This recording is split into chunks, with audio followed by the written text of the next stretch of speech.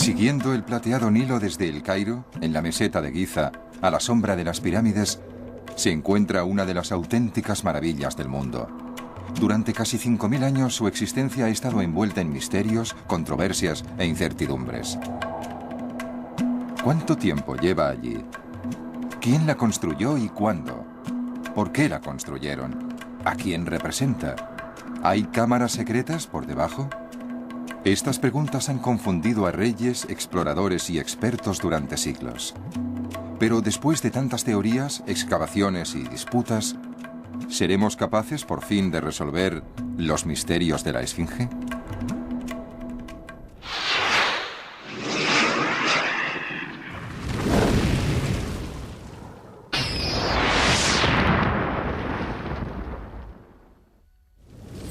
Los misterios de la Esfinge.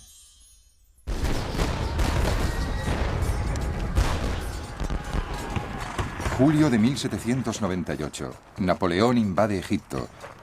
La batalla de las pirámides rugió durante 2 horas en medio de una tormenta de polvo, con temperaturas de casi 50 grados. Poco después de lograr una de sus mayores victorias, Napoleón se encontró con algo inesperado, una imagen muy curiosa que pocos europeos habían visto jamás. El conquistador, de 29 años, quedó impresionado por esa cabeza colosal que surgía de la arena. ¿Qué era? ¿Qué representaba? Tenía que saber más sobre esta maltrecha creación y sobre la cultura que la construyó. Napoleón llegó con todo un equipo. No era solo una expedición militar, aunque su idea principal fuera esa, sino que llegó con todo un equipo de supervisores, ingenieros, científicos y artistas. Y durante unos 3 años se dedicaron a anotar todo lo que veían, en muy poco tiempo, la verdad. Documentaron gran parte de los monumentos de Egipto, incluida la Esfinge. En realidad hay un dibujo maravilloso que representa a unas personas sobre la cabeza de la Esfinge, midiéndola con una plomada. Muchas de las tumbas y monumentos examinados por los expertos de Napoleón tenían inscripciones en una escritura que podría ser la más antigua del mundo, la jeroglífica. Tras la caída de la antigua civilización egipcia en el año 30 a.C., el significado de los jeroglíficos se fue perdiendo paulatinamente y se convirtió en un misterio total durante 1800 años. En 1799, un oficial del cuerpo de ingenieros de Napoleón se tropezó con una losa de granito cerca de una ciudad llamada Rosetta. La piedra contenía el mismo mensaje inscrito en 3 escrituras distintas. Una vez traducida en su totalidad, la piedra de Rosetta resultaría ser la clave para desentrañar los secretos del antiguo Egipto. Cuando los franceses fueron expulsados de Egipto por los británicos en 1801, se llevaron consigo innumerables tesoros, pero no lograron descubrir nada nuevo sobre la Esfinge. Su extraña y maltrecha cabeza no cedió ninguno de sus secretos hasta 18 años después.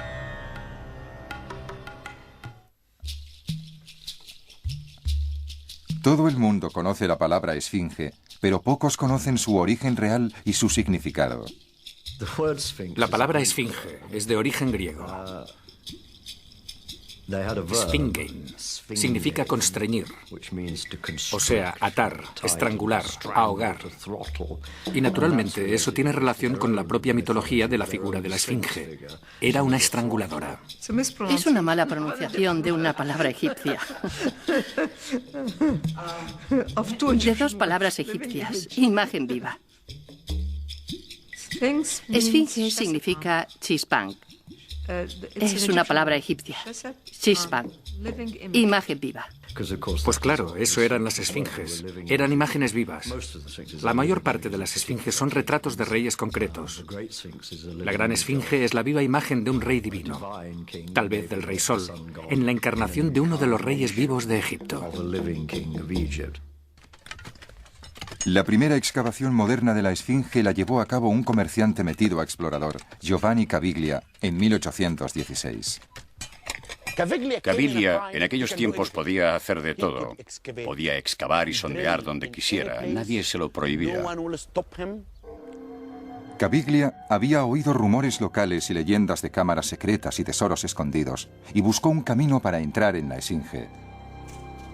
Le quitó la arena desde el cuello hacia abajo y se sorprendió al descubrir que la cabeza estaba unida a un enorme cuerpo de león de 72 metros de largo por 20 de alto. Entre las garras encontró los restos de una pequeña capilla y un altar que mostraba rastros de fuego. Tal vez la esfinge era un templo y el altar se había usado para quemar ofrendas. Sin ceder en su empeño, Caviglia seguía excavando, a pesar del peligro constante de ser aplastado por la arena. Caviglia llegó con una teoría en mente. Pensaba que habría un paso, un túnel desde la pata de la esfinge hasta la Gran Pirámide. Esa era su teoría. La idea del túnel era nueva. Excavó por todas partes, pero no encontró nada.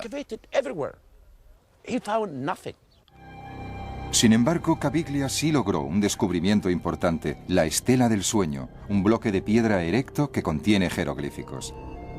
La piedra de Rosetta fue la clave que permitió descifrar sus interesantes inscripciones, que se remontaban al siglo XIV a.C. y contaban las gestas de un príncipe real, Tutmosis IV. Nos dice que durmió a la sombra de la cabeza de la esfinge y que la esfinge estaba enterrada por la arena hasta el cuello. La esfinge se le apareció en sueños. La esfinge le habló en sueños y le dijo: Tutmosis, hijo mío, me estoy muriendo. La arena me está matando. Si me libras de ella, te convertiré en rey del Alto y Bajo Egipto. Y nos encontramos con que hay mucho de política en esta historia. Porque Tutmosis mató a su hermano mayor, que era el heredero del trono de Egipto.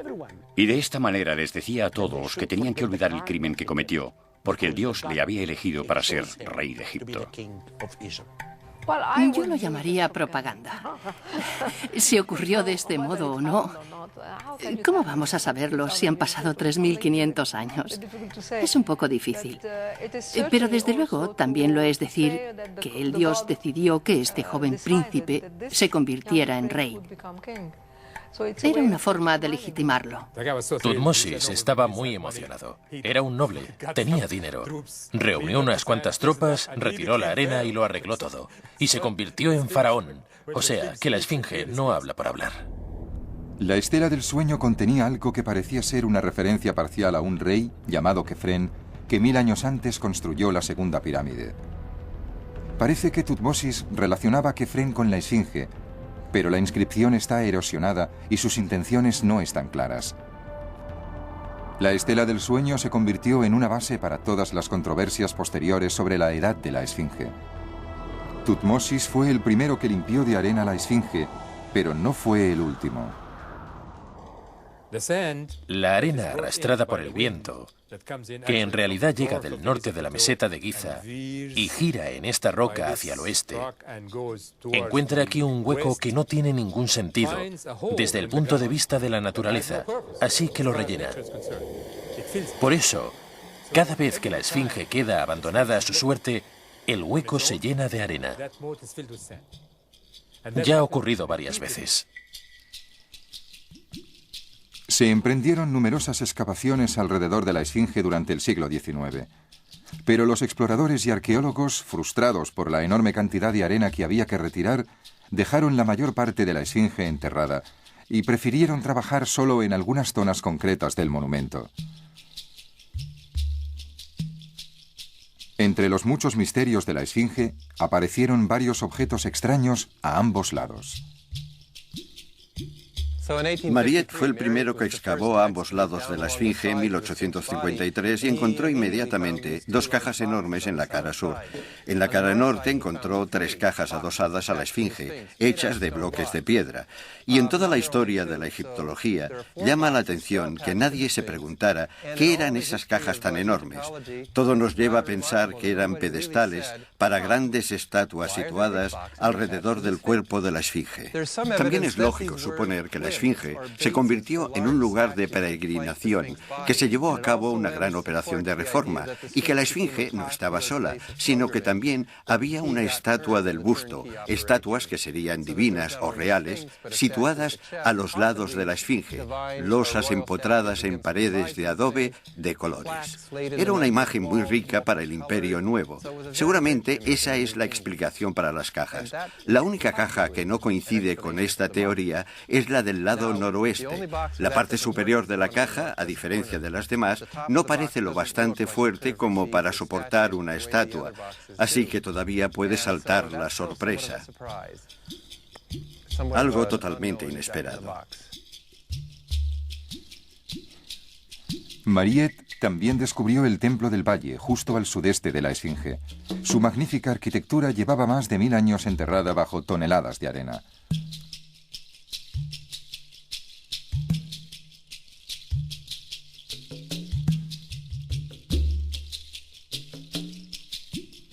En su interior, Mariette encontró estatuas, un tanto deterioradas, del faraón Khefren.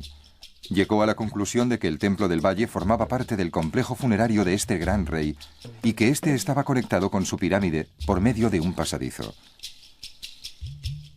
La proximidad del templo a la Esfinge sugirió a los científicos de la época que tal vez la Esfinge fuera construida por Khefren.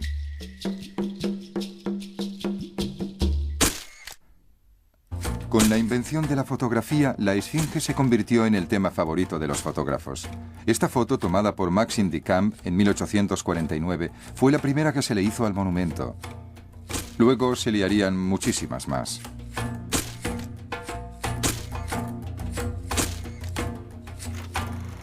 Las primeras imágenes animadas de la Esfinge, que pocas veces se ven, fueron rodadas en 1902 por los pioneros franceses del cine, los hermanos Lumière. En general, la Esfinge se consideraba una curiosidad y una ocasión para tomar fotos, no un objeto de estudio científico serio.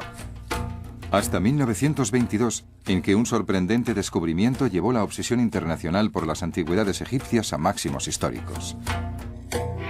Una expedición arqueológica inglesa dirigida por Howard Carter descubrió la tumba de un antiguo faraón egipcio, el rey Tutankamón. El mundo había captado un destello de su civilización más antigua. Los objetos de valor incalculable hallados en la tumba unían su historia al rompecabezas de los misterios de la antigüedad. El interés por los misterios de la Esfinge también revivió. En 1925, el ingeniero Émile Barreis supervisó la primera operación de retirada de arena del monumento. También emprendió una serie de reparaciones muy controvertidas. Barreis inició la excavación por cuenta del Servicio de Antigüedades Egipcias y también se encargó de la restauración de Nemes, el tocado de la Esfinge. Una restauración que hoy en día nos parecería muy dudosa. Se temía seriamente que una tormenta del desierto se llevara la cabeza, por lo que ésta se fijó con cemento bajo el cuello, en un vago intento de reconstrucción de lo que sería el tocado original, que llegaba casi a los hombros. La reconstrucción no fue muy buena. Alteró completamente la imagen de la estatua. Si la ves ahora, si miras imágenes modernas, tus propias filmaciones, y luego ves las fotos del siglo XIX, es casi como ver dos estatuas distintas. Su imagen ha cambiado tremendamente con esas restauraciones. Como otros egiptólogos, yo creo que hoy en día deberían ser eliminadas. Tendríamos que devolverle el aspecto que ha tenido durante casi toda su historia. Uno de los aspectos menos habituales de la Esfinge se captó durante la Segunda Guerra Mundial. Por primera vez, un equipo de hombres cubrió la Esfinge de arena, formando una barba de sacos de arena para proteger el monumento de las bombas nazis. Desde que Napoleón puso sus ojos en la Esfinge, la civilización moderna ha luchado por descubrir sus misterios. No se ha descubierto ninguna historia escrita de este monumento. No parece que se haya registrado ningún detalle de su creación en piedra ni en papiro. ¿Quién la construyó y cuándo? ¿Con qué propósito? La respuesta a esas preguntas solo nos será revelada si retrocedemos hacia el pasado.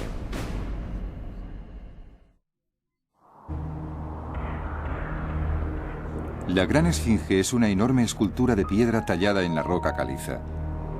Está en un recinto parecido a un foso, de donde los expertos creen que se sacaban las piedras para construir las pirámides y los templos cercanos. Si eso fuera cierto, entonces la Esfinge habría sido esculpida entre 2520 y 2494 a.C. El monumento es una brillante creación de la cultura más sofisticada de la Tierra. Pero ¿cómo llegó esa cultura a ser tan avanzada? Ese es otro de los misterios que rodean a la Esfinge. Hubo una época en la que estaba de moda decir que la cultura egipcia brotó de la nada, o que hubo una invasión extranjera que trajo nuevas ideas a Egipto. Algunos trabajos bastante recientes y muy interesantes sobre culturas predinásticas y antiguas de Egipto demuestran sin lugar a dudas que eso no es cierto.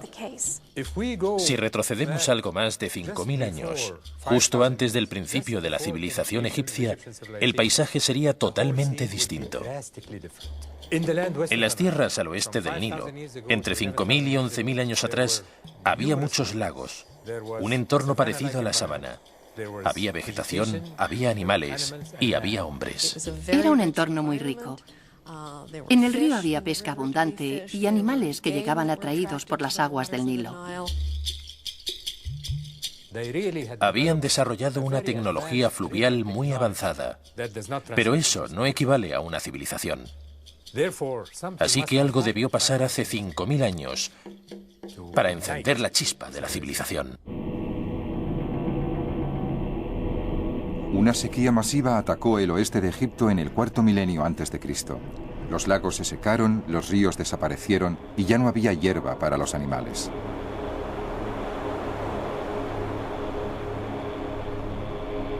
Durante siglos, esta zona fue habitada por los pueblos del desierto, grupos de nómadas que viajaban por todo el país.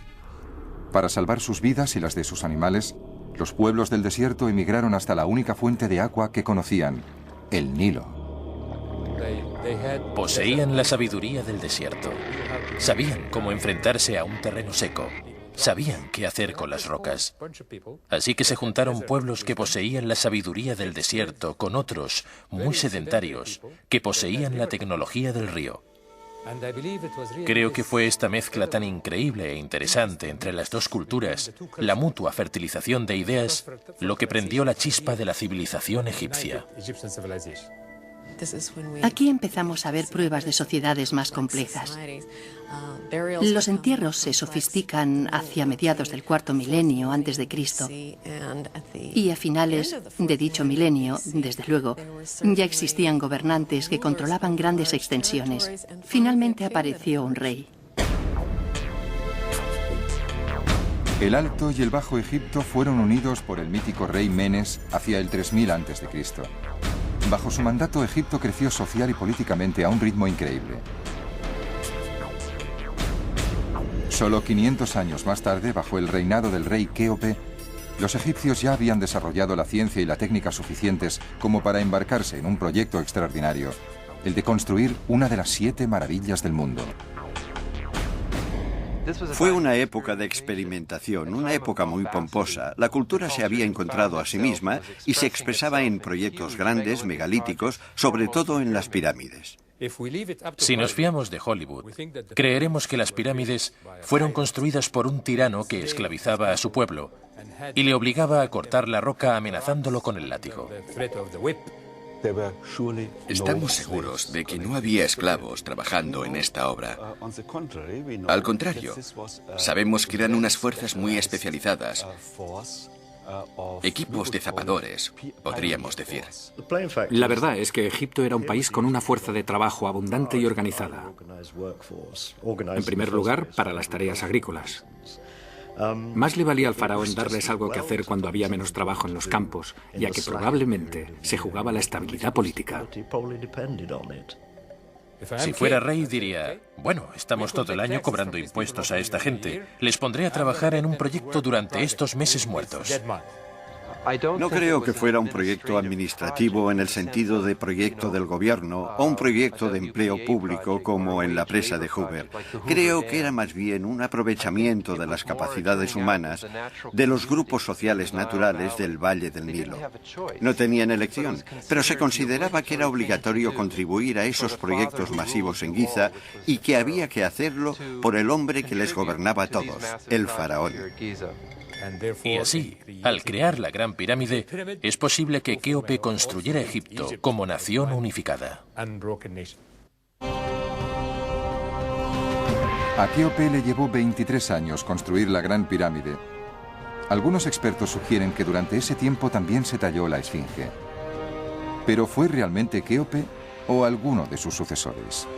4 de los reyes que reinaron durante la cuarta dinastía, Kéope, Tidufri, Kefren y Micerino. ¿Cuál de ellos fue el que plasmó su rostro en la esfinge?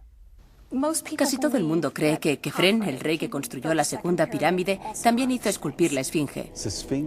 La esfinge está esculpida en la roca de las canteras de Kéope. Que si creo que es posible que Kéope esculpiese la esfinge, es posible, pero creo que es más probable que la construyera Kefren. Ahora estamos totalmente convencidos de que fue Kéope quien la construyó, porque cuando la ves por las noches, con la cara iluminada, se ve que es la cara de Kéope. Los egipcios antiguos nunca escribirán un papel donde diga la esfinge fue construida por Kefren, ni te darán pruebas de que realmente la construyó Kefren. Eso no lo harán nunca. Pero nosotros, como arqueólogos que trabajamos sobre el terreno, que llevamos 30 años excavando alrededor de las pirámides, escribimos en libros y artículos la prueba de que la esfinge data de la cuarta dinastía. Espero que un día, cuando se haya examinado más a fondo la esfinge, se descubra un depósito de fundación, por ejemplo, o unas ofrendas a la esfinge con el nombre del faraón que la hizo construir. Los egiptólogos todavía se sienten más inseguros cuando intentan determinar cuál era su propósito original, que ha resultado más tentador y más difícil de atrapar que una brisa del desierto. ¿Qué era la esfinge? ¿Una representación del dios del sol? ¿Un objeto de culto? ¿La poderosa guardiana de la necrópolis de Giza? A falta de textos del Imperio Antiguo, no podemos estar seguros de cuál es su intención original. Sin embargo, tenemos una pista importante. La esfinge está orientada hacia el este, hacia el sol naciente. Una esfinge es una estatua de una divinidad y una divinidad relacionada con el dios del sol. Todas están relacionadas con él. Cuando el rey muere, se convierte en el dios Sol. Por eso creo que Kéope fue el primer rey del antiguo Egipto que llevó a cabo una revolución religiosa. Kéope fue el primer rey del antiguo Egipto que dijo en vida: soy el dios Sol, soy Re. Kéope era la culminación de la realeza divina. Por eso creo que el único que le siguió era su hijo Kefren, el constructor de la segunda pirámide de Giza. De hecho, Kefren mandó hacer esta estatua para él mismo y para reverenciar a su padre. Muchos egiptólogos creen que la esfinge tenía una función específica en el complejo de Giza. Pero, ¿estaría planificada su inclusión desde el principio? ¿O es posible que hubiera algo en la zona, más antiguo que las pirámides, más antiguo que el propio Egipto, algo que inspiró la creación de la gran esfinge?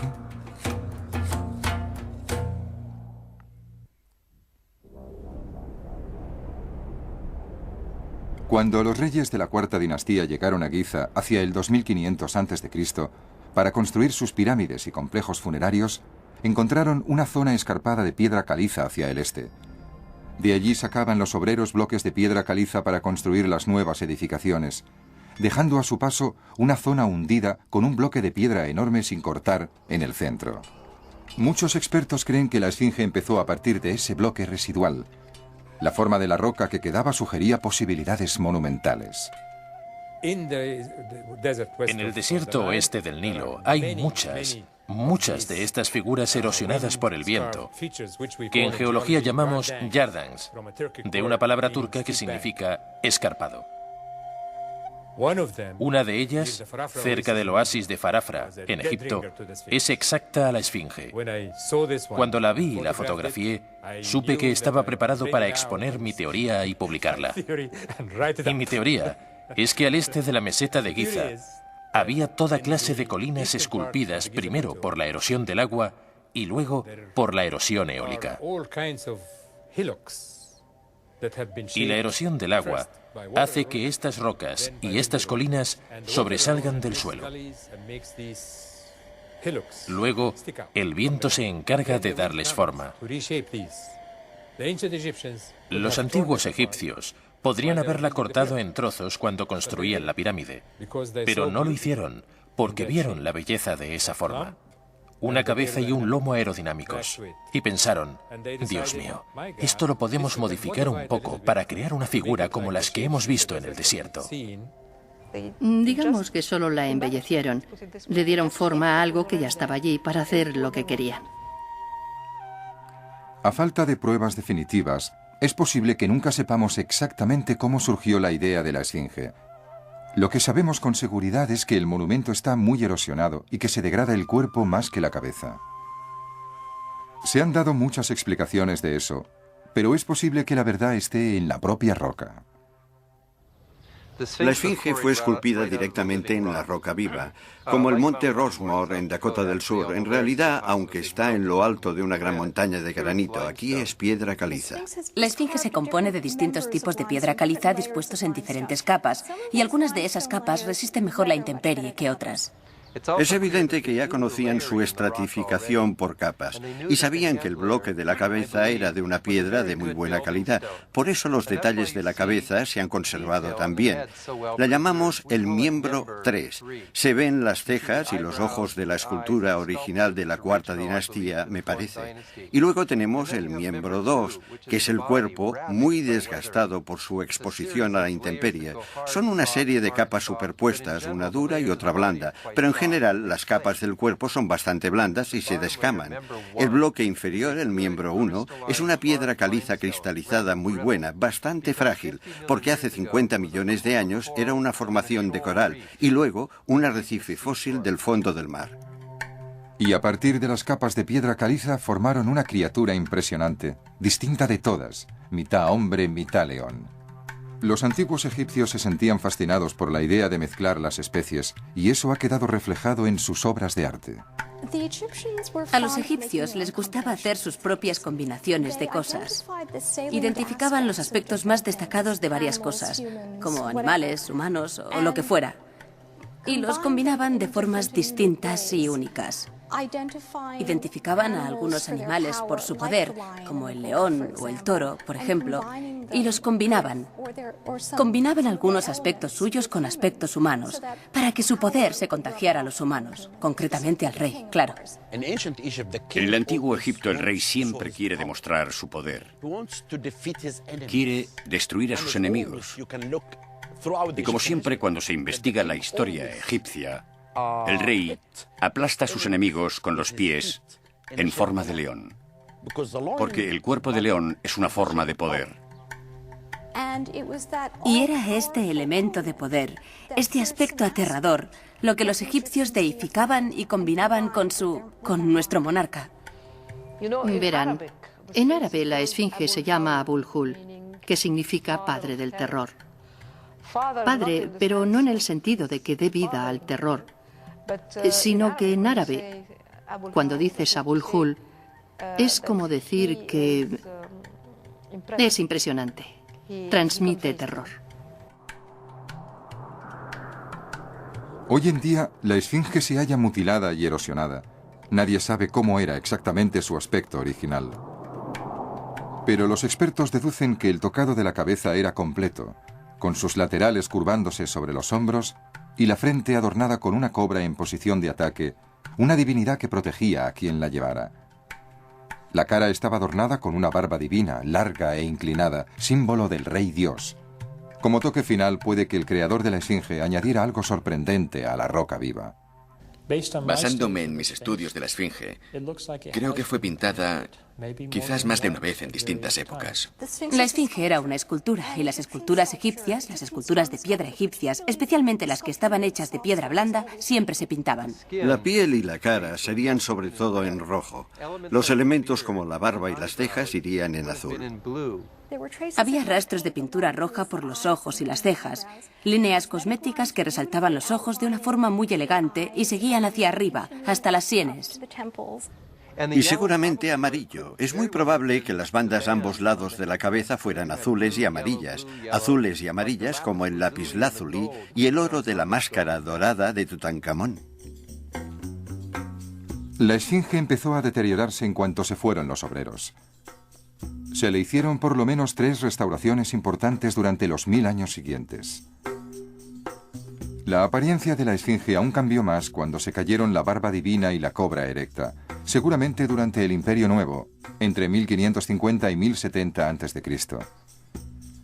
Se descubrieron fragmentos de ambas muchos siglos después, y hoy en día esos fragmentos se pueden ver en el Museo de El Cairo y en el Museo Británico de Londres. Durante casi 5000 años la esfinge ha estado situada en lo alto de la meseta de Giza, como testigo de la habilidad de los que la construyeron. Lo sorprendente es que, a pesar de todo el esfuerzo y las atenciones que se le dedicaron al monumento, probablemente nunca se terminó. Hay una repisa en la parte trasera de la esfinge sin terminar. Era algo muy corriente entre los egipcios. La cámara inferior de la Gran Pirámide está inacabada. El gran complejo arquitectónico del rey Yoser en Saqqara está inacabado. Creo que eso formaba parte de los ciclos de las obras públicas. Mientras vivía el rey, se trabajaba en los monumentos asociados con él. Cuando moría, el sucesor hacía unos arreglos de prisa y corriendo. Daba la obra por terminada y ordenaba trasladar a los trabajadores para iniciar otra etapa de otro proyecto eterno. Bueno, es posible que la esfinge y su templo nunca llegaran a albergar un culto viviente en la época de su construcción. En Giza hay cientos de tumbas, por no decir miles, con listas completas de títulos que incluyen sacerdotes y sacerdotisas de los dioses y diosas de la época. Es posible que eso no le diga nada a la gente de hoy en día, pero para los egiptólogos es otra prueba de que el templo nunca llegó a terminarse y por eso no se celebraba un culto activo. De todos los rumores y conjeturas que rodean a la esfinge, el más famoso es el de la nariz, o mejor dicho, el de su falta. ¿Quién fue el que dejó a la esfinge sin nariz? ¿Cuándo ocurrió? ¿Cómo ocurrió? Incluso hoy en día el público en general sigue acusando al hombre equivocado.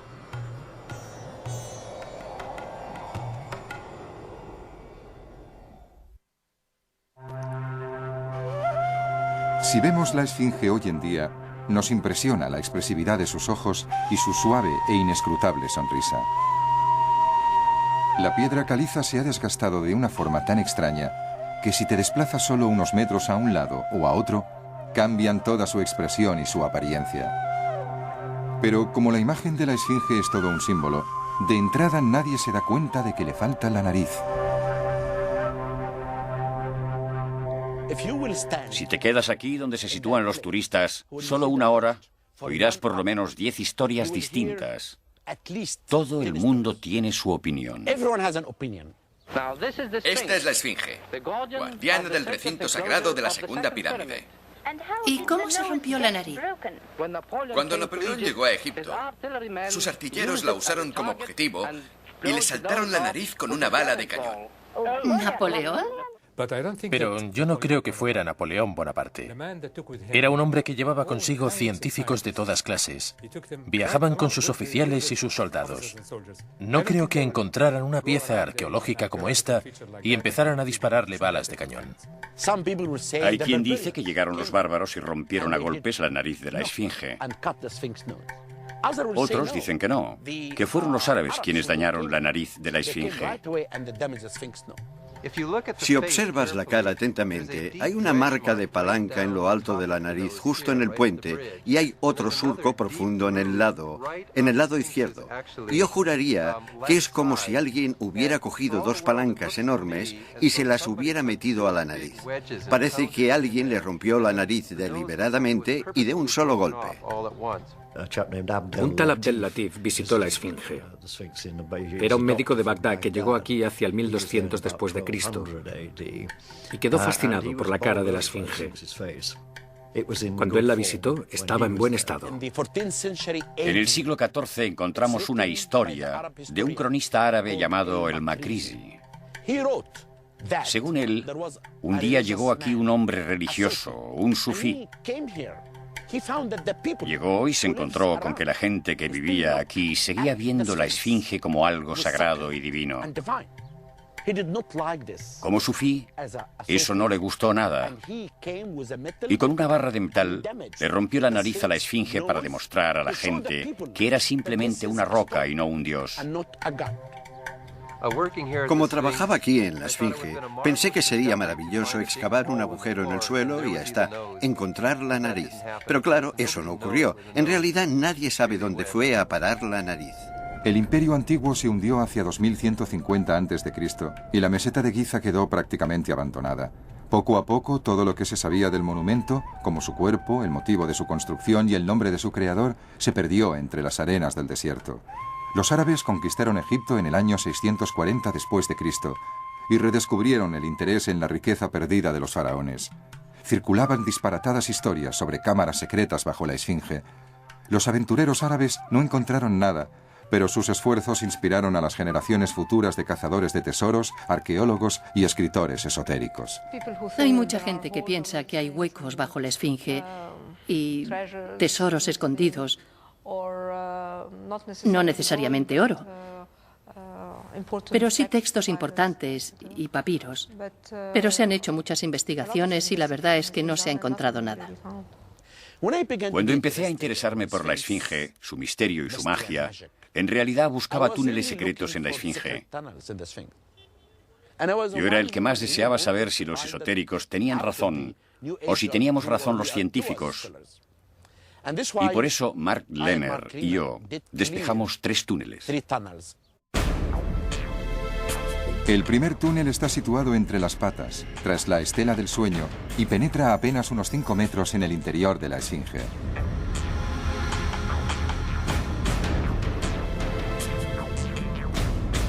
El segundo está situado en lo alto de la esfinge, detrás de la cabeza, y es muy probable que fuera excavado por los primeros buscadores de tesoros. Pero el túnel más grande de todos está en la parte trasera de la esfinge. El primero que nos habló del túnel fue un anciano, Sheikh Mohammed, que trabajaba para nosotros. Nos dijo que su abuelo le había contado que si apartas esa piedra encuentras un túnel dentro de la esfinge. Pero también nos avisó de que existe una maldición y a quien intente apartar la piedra le ocurrirá algo terrible. Y le dijimos, no se preocupe por la maldición. Y llegamos, abrimos el túnel y entramos. Pero antes de entrar, Mark Lehner y yo mandamos a un amigo norteamericano por delante para que cargara con la maldición. Encontramos un túnel que bajaba a unos 15 metros hacia el interior de la esfinge. No encontramos nada, solo unos cuantos zapatos viejos. Pero lo más importante es que descubrimos que los túneles que estaban excavados en la esfinge no eran recientes. Tanto el método de excavación como su forma nos demostraron que se trataba de unos túneles antiguos, no de túneles nuevos. ¿Por qué? Porque la gente del Imperio Nuevo sentía un gran interés por la esfinge. Entonces creían, igual que nosotros, que había algo escondido bajo la esfinge, que había túneles y cámaras secretas y por eso vinieron a excavar. Cuando hicimos los análisis sísmicos alrededor de la esfinge, no nos fijamos solo en la erosión subterránea, sino que observamos otros detalles. Hay un hueco, una cavidad, una cámara. Ahí debajo hay algo. Vino gente del Instituto de Investigación Stanford en 1977 y se dedicaron a perforar. Bajaron más de 20 metros por la pata derecha de la esfinge y no encontraron nada. Descubrieron que la esfinge es una roca sólida, pura roca viva. No hay nada bajo la esfinge. Sin embargo, la leyenda persiste. Cada año se presentan nuevas solicitudes de grupos esotéricos, de instituciones académicas que quieren emplear las últimas tecnologías para buscar túneles o cámaras escondidas. Parece que es un misterio de la esfinge que para algunos nunca morirá. A principios de los años 90, una nueva exploración de la Esfinge desafió todas las cronologías aceptadas sobre la historia de Egipto. Se abrió un encendido debate entre los expertos. Mi trabajo para recalcular la fecha de talla de la Esfinge ha sido más o menos controvertido, por no decir algo peor. Lo que me llamó la atención es que la Esfinge, y en general todo el recinto de la Esfinge, presenta un tipo de erosión distinto al de la meseta de Giza. Estoy convencido que en el cuerpo y en el recinto de la Esfinge, que se construyeron al mismo tiempo, se encuentra un tipo de erosión causado por la lluvia. Eso está clarísimo. Puedo afirmar con seguridad que la Esfinge es anterior al 2500 a.C., más antigua que los faraones. Pero la gran pregunta es, ¿cuántos siglos más antigua?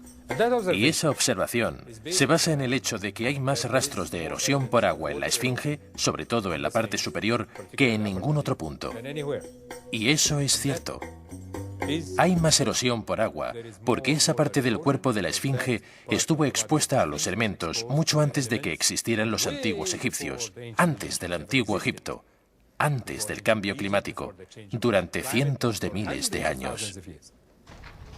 Estas capas más blandas son calizas.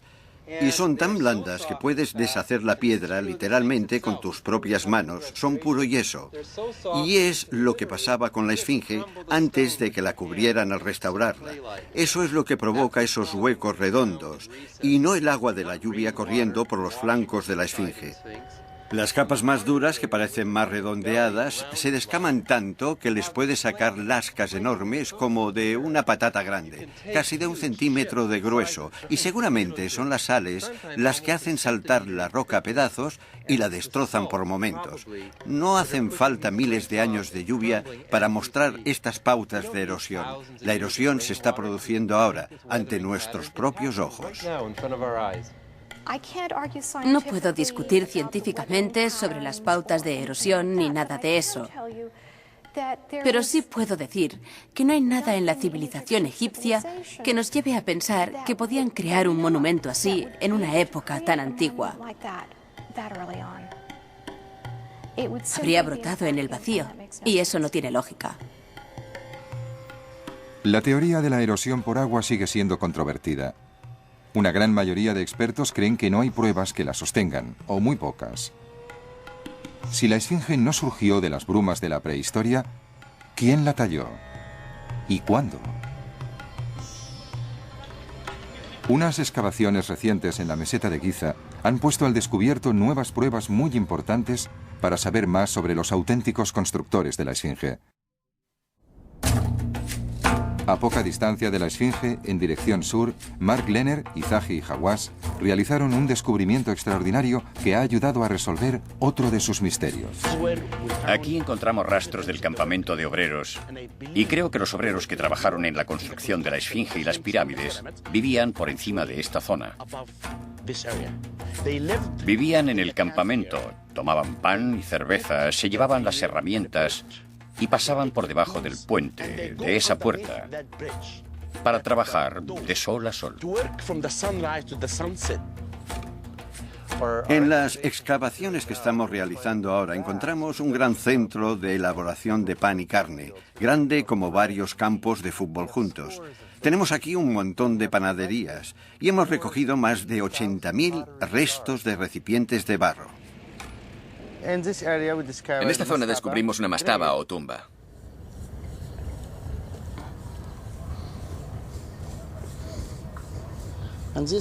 Y esta calavera parece haber pertenecido a un hombre joven, porque tiene la frente pequeña. Los médicos que analizan los esqueletos dicen que casi todos morían jóvenes, entre los 35 y los 45 años.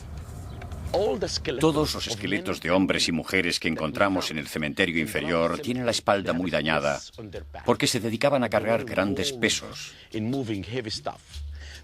descubrimiento de las tumbas de los constructores de las pirámides también nos confirma dos detalles importantes.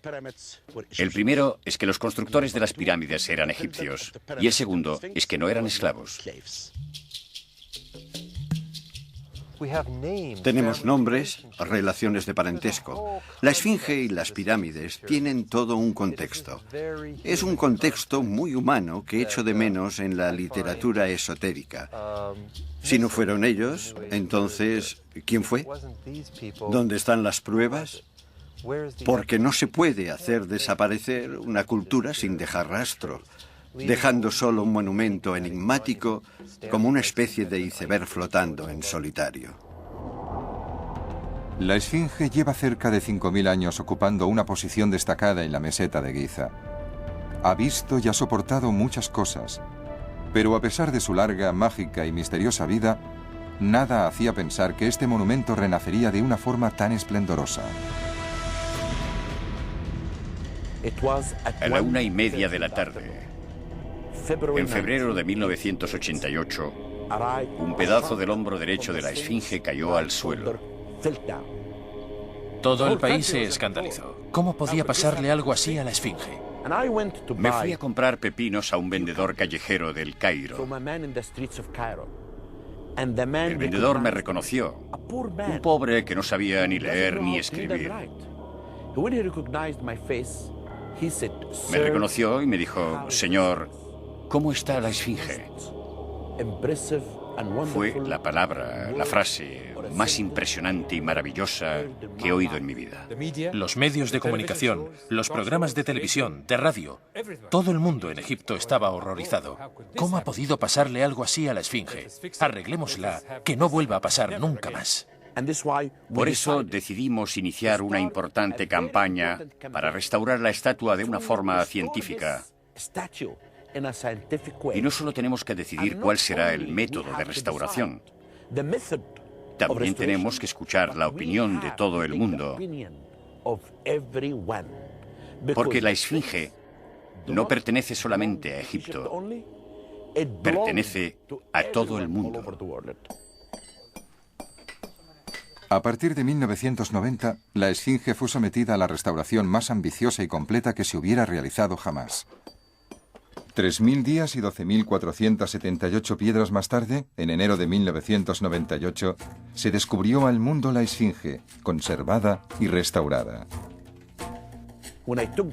Cuando quitamos los andamios y empezamos las celebraciones, miré a la esfinge y me di cuenta de que estaba sonriendo.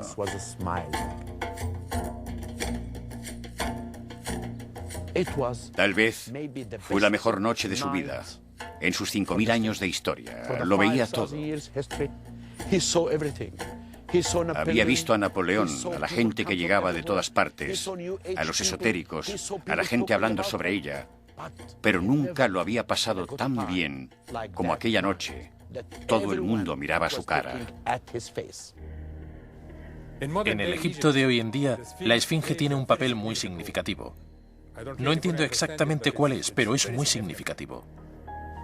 Desde luego es una de las maravillas del mundo para todos y el orgullo de los egipcios. Para nosotros representa la gloria de la civilización egipcia, una muestra de lo que eran capaces los egipcios. Por eso estamos muy preocupados de que le ocurra algo, porque no es solo de los egipcios, es de toda la humanidad. Los egipcios de hoy en día consideran a la esfinge tan importante como las pirámides, o tal vez un poco más. Me pregunto si algunas de las personas que viven cerca de la esfinge no siguen considerándola, con cierta benevolencia, como un dios.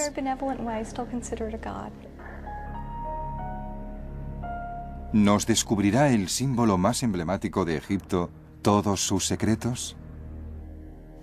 No creo que lleguemos jamás a saberlo todo. Creo que siempre habrá misterios. Siempre habrá teorías que sustituyan a otras. Si sabemos demasiado, perderemos el interés. Creo que es mejor no saber demasiado. Ya sabemos bastante. Como muchos científicos y estudiosos modernos, creo que debemos conformarnos con cierto nivel de probabilidad y no buscar la seguridad, la certeza. En realidad pienso que si tuviéramos que estar seguros, nos revelaríamos. Yo quiero decir que la esfinge es un monumento con una historia muy antigua y pintoresca y que la desconocemos casi toda. Yo podría decir a la gente que la piedra puede hablarme. Es una piedra, pero al mismo tiempo no lo es. Es una piedra a los ojos de todo el mundo, pero yo siento que desde dentro la esfinge nos observa y guarda los secretos de nuestro pasado. En realidad nos dice que deberíamos aprender de esos secretos para comprender el futuro.